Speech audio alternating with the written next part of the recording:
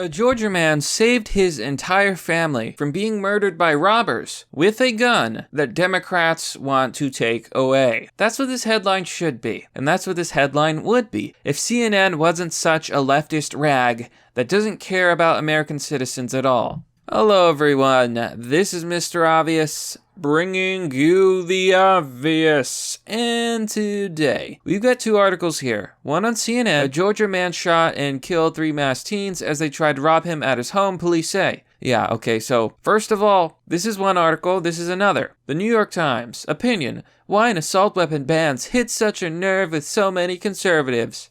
Maybe because without these weapons, they could fucking die. So, there's a couple of things that this headline leaves out. Very important things. For one, the 3 masked teens. I find it interesting that they use such terminology, and this can only lead me to believe that a very specific set of teens are the ones who tried to rob them. So that's already suspect. However, the more important part of this headline is the following. They paint it as if this man just shoots and kills 3 robbers, but they put it in a way that makes guns seem bad. Now here's what they left out. The 3 masked teens tried to shoot the family first. Now before we jump into this, my channel has had monetization disabled. That means I get absolutely 0 support from YouTube. They hate my guts. So if you want to support me, join me on Patreon or Subscribestar. You'll get access to Fight Club, a Discord server where we have a lot of fun.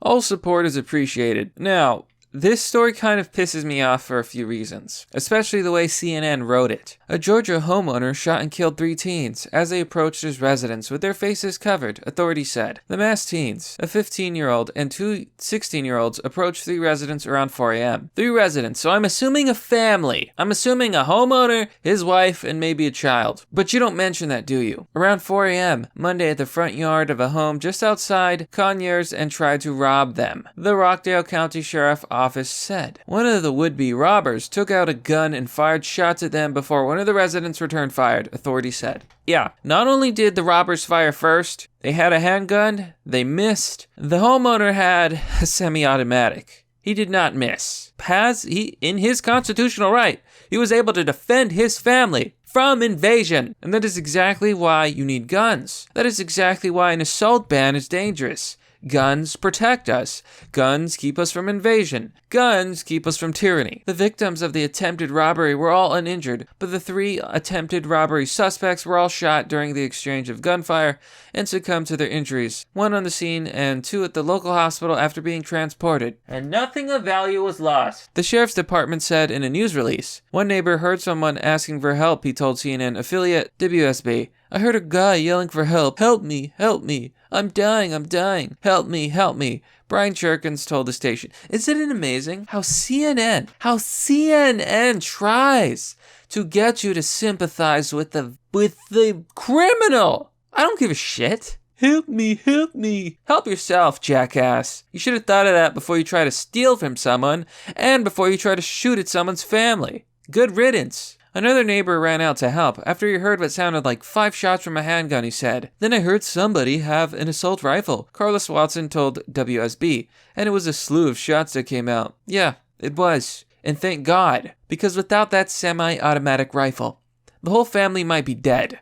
Now this happened in Georgia. They have stand your ground laws, which means you're allowed to shoot home invaders, people who threaten you. Physical injury or harm. Yes, absolutely justified. No charges, no criminal charges. It better be that way. Georgia law also says that anyone lawfully using force in self-defense does not have to retreat first, but rather has the right to stand his or her ground and use force. And that's exactly how it should be everywhere. Self-defense should be a right. It should not be open up to interpretation. It should be a right. No one should have to retreat from an attacker. We should all be able to stand our goddamn ground. And Democrats like this would see us all disarmed and at risk. They want to get us killed. That's how it is. That's the truth. Now look at this dude, Will Wilkinson, this smug, stupid-ass, big forehead, megamind-looking individual. The premise of Trumpist populism is that political preferences of a shrinking minority of citizens matter more than democracy. You stupid-ass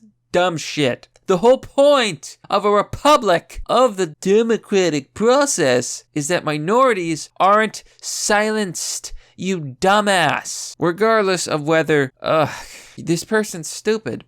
This person's either stupid or willfully disingenuous. They're calling white people a shrinking minority. Therefore, their opinions don't matter. By that logic, why does the opinion of any minority matter? Do you understand the contradiction there? Do you understand the doublethink? Or are you just too stupid? So this article is clearly written by a leftist and a Democrat.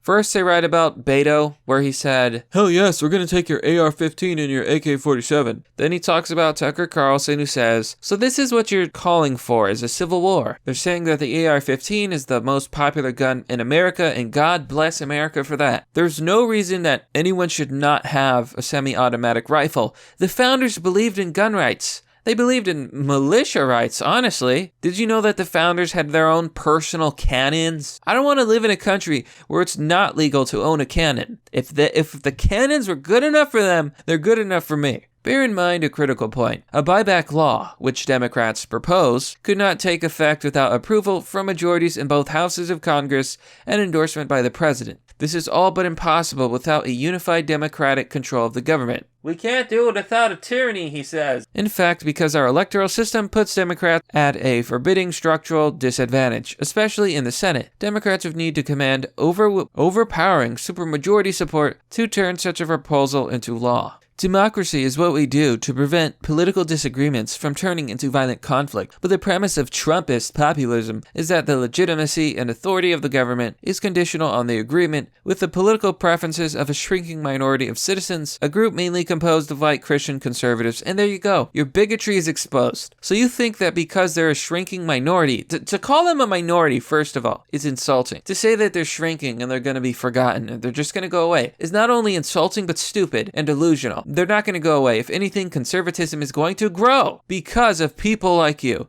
who are insane. You clearly don't understand the purpose of democracy. You clearly don't understand the purpose of republicanism. To have your voice matter, even if you're small, even if you're a small member of the population, even if you're a small state, your voice matters. You want a world, you want a country where the voice of people you don't like doesn't matter. And that isn't freedom. That isn't a republic. That isn't even a democracy. Or maybe it is. Maybe that's what you want. In absolute democracy, where only the majority gets to make decisions. Well, guess what, jackass? You're not the majority. In fact, you are the shrinking minority. And people are waking up. People are taking the red pill. And people are realizing how insane Democrats and the left are. Weapons of mass death and submissive fear they engender put teeth on that shrinking minority's entitled claim to indefinite power. Without the threat of violence, what have they really got? Votes? Sooner or later they won't have enough and they know it. Oh my fuck. You smug New York Times writing piece of shit. You smug, limp-wristed little dick. How fucking dare you? How dare you look down on a vast majority of America? How dare you insult a good portion of the population? How dare you look up from your ivory tower, not realizing that the foundations are brittle and can be broken, and your ivory tower would come crashing down.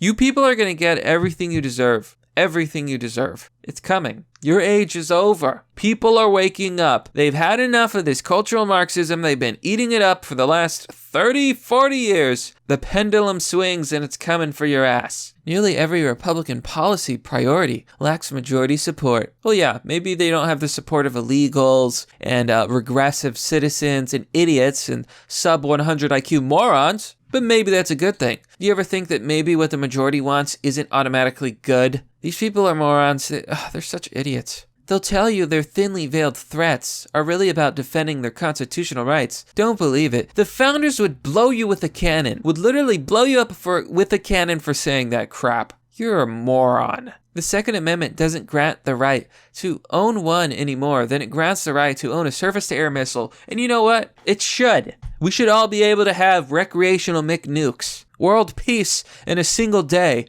because the world would nuke each other if anyone did anything disrespectful. Imagine. I'm not too proud to admit that in my misspent libertarian youth, I embraced the idea that a well-armed populace is a bulwark against tyranny. Well, it is, jackass. Maybe you should go back to that. So it's no surprise that the most authoritarian American president in living memory, yeah, in living memory, but maybe not in history, if you actually knew about history, elected by a paltry minority. If they were a minority, he would not have become president. Is not threatened in the least by citizen militias bristling with military firepower.